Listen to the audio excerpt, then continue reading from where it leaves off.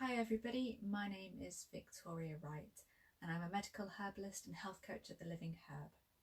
And today I just wanted to explain about what's the difference between probiotics and prebiotics. What are they? Now the reason why I want to do this is in my weekly research roundup that I send out to all of those who subscribe to my newsletter. There was quite a wealth of gut themed research that's come out over the last week, and I thought, given that quite a lot of it mentioned probiotics and prebiotics, it was worthwhile explaining what they are. It's one of those things that has confused me for a long time, and it was only when I started studying herbal medicine that I really got to grips with what the difference is. So what are they? Well, probiotics are essentially good bacteria. We often hear about good bacteria and how we need it for our gut. And that's essentially what probiotics are.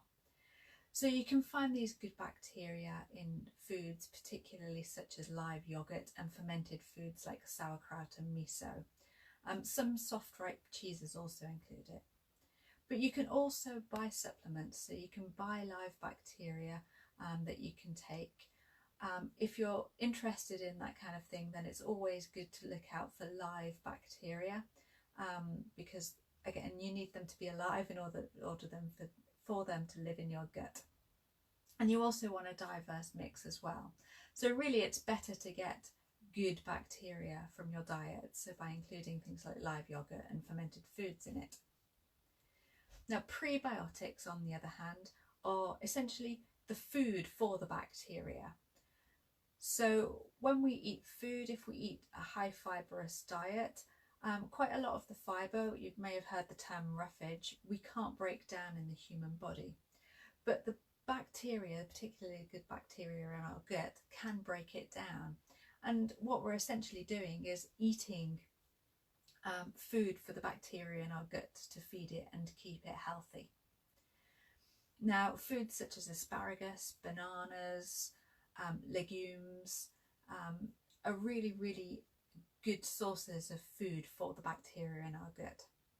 So it's really important to have this balanced mix of foods in our diet to keep our good bacteria healthy. And one of the reasons why we need that is to make us happy. In fact, one of the research studies that I shared in my newsletter was about how depression and anxiety is influenced by the bacteria in our gut. That's all I wanted to share for you today. If you're interested in signing up for my newsletter, then I'll pop the link in the comments box below.